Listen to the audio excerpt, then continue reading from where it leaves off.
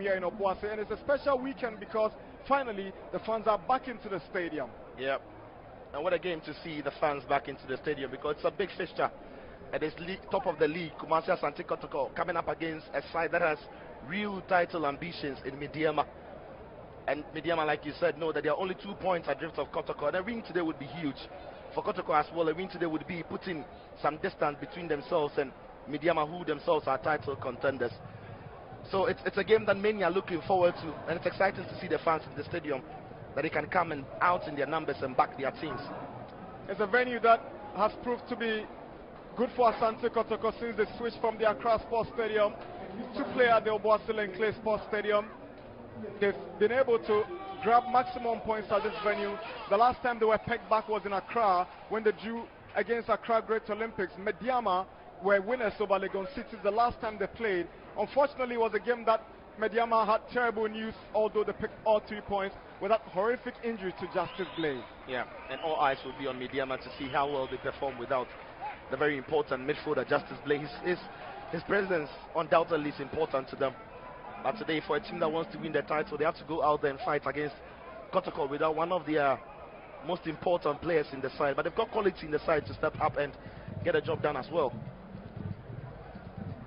The last time the two teams met here at the Obuasi and Clay Sports Stadium, it was Asante Kotoko and Medeama in the FA Cup semi-finals in October 2017, and it was a game that was originally slated for the 1st of October. It was rained off and played on the 17th, and Asante Kotoko won courtesy Sadiq Adams' 96th-minute goal to separate the two sides. They are only meeting at this venue.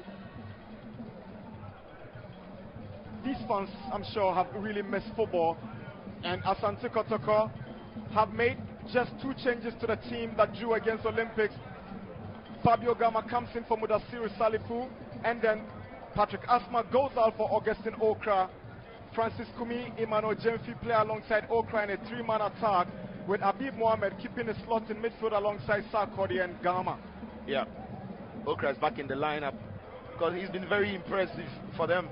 Provided great width, played with lots of power, and then assisted a couple of times. And Gama, who is returned from suspension, would also be a very key figure to them. So that's the Medeama lineup. There's only one change. Justice Blay is injured and out. His place is taken by the returning Rashid Notte. Prince Opoko Ajiman, who was on the score sheet in the game against the Gon Cities, is leading the attack. Ametiri has returned to the squad, but it's only good for the bench as Yao Prekon has kept 99% of the team that beat Legon Cities in this afternoon's game here in Obuasi. Yeah, especially Prince Opoko Ajiman.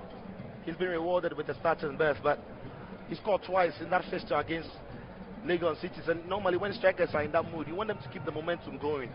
But rewarding Prince Opoko Ajiman with that opportunity means that Medeama have got some firepower on the bench in Amaturi, who could actually pop up and make things happen for them when they really need him to. Our referee for the day is Abdul Latif Adare, a FIFA referee assisted on the line by Patrick Papala and then Sintim Musa. These are our men for this afternoon's game. So it's good to see Kwame Adum-Frimpong return to the team. He's on the bench alongside Godfrey Desiama, Patrick Asma, and Nabi Keita. Yeah.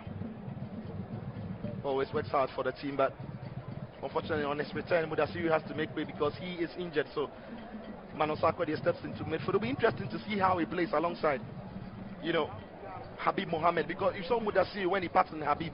Mudassiru would play like a typical number 8 who do the box-to-box job, attack and enjoying defensive duties as well. For Emmanuel Sarkodie, it's not quite the same kind of player. He would also love to sit back. So it's important to see who is the more advanced player between himself and Habib. I suspect Sarkodie has to take up that mantle, but how good would he be in moving the ball forward for Kotoko? It's a red army against the mauve and yellow. Asante Kotoko, Medeama Sporting Club. One of the games to raise the curtain for week 21 of the Ghana Premier League.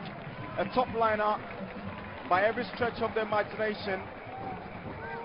3 points at stake, battle for supremacy, and a quest to win the Ghana Premier League is at stake here in Obuasi. Emmanuel Jemfi, who many think hasn't come too good, is still getting the confidence of his coach.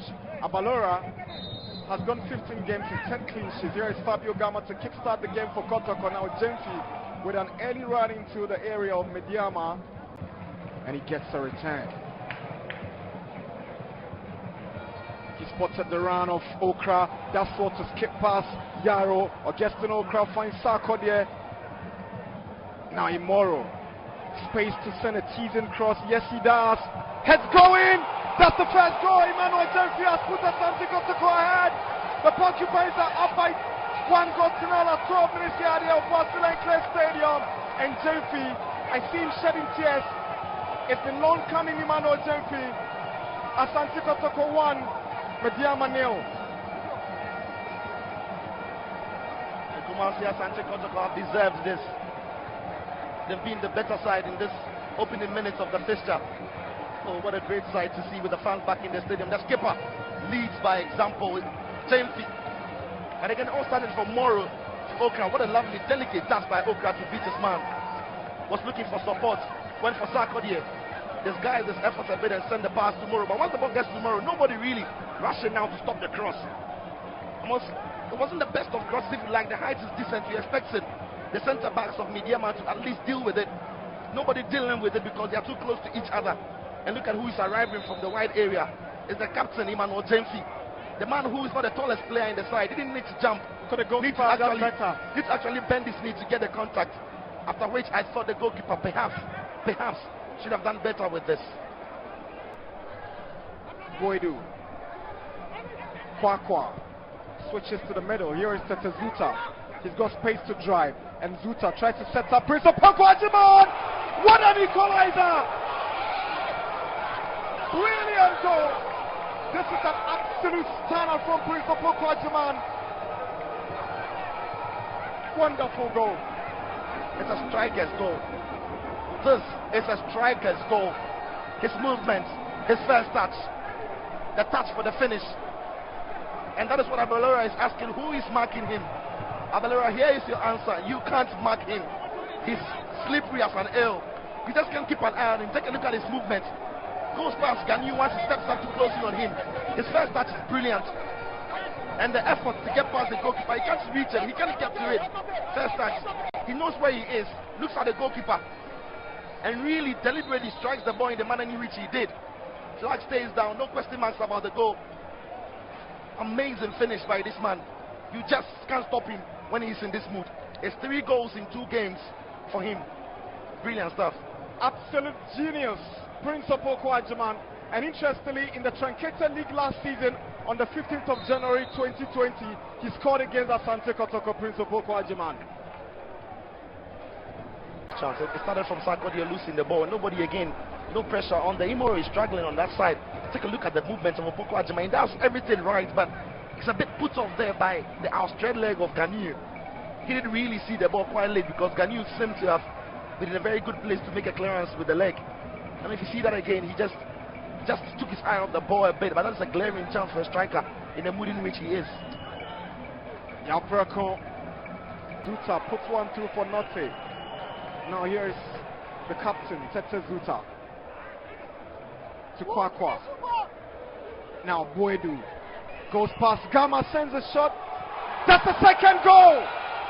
Richard Boedu has put Medeama ahead. Into stoppage time of the first half. Medeama have jumped into the lead with that goal from Richard Boedu. Kotoko 1, Medeama 2. This is astonishing. It is just astonishing, but question marks about goalkeeping. Why was the goalkeeper? Why is the pressing? Gama is beating, but nobody following up.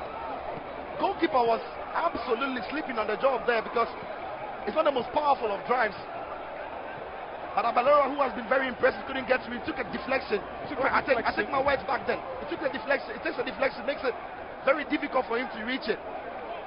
And that explains why the goalkeeper couldn't get to it. It's not deflection, but again, it is Kotoko not applying the pressure. It is Kotoko not pressing. It is Kotoko not pushing. And it is Medeama taking the advantage.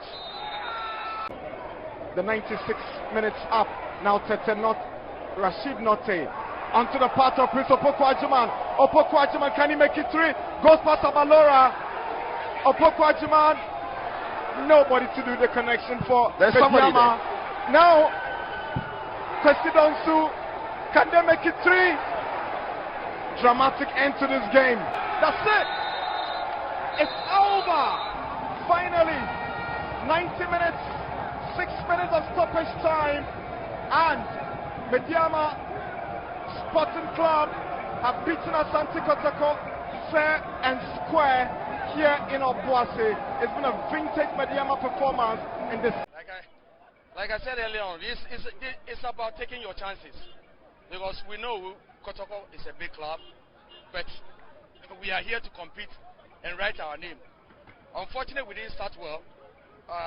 They scored early, but we kept our composure, and then we went back to basics.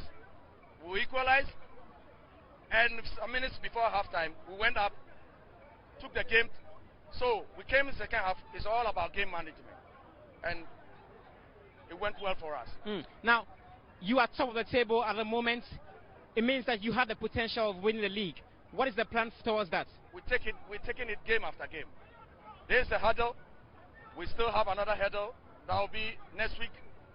We go back home, take a day off, then we start training next week, and then we program ourselves on another hurdle. So we're taking it game after game. Thank you very much. Congratulations. And then you lost it in the first half. What do you make of that one? We start very well. We control the game. We are playing very well.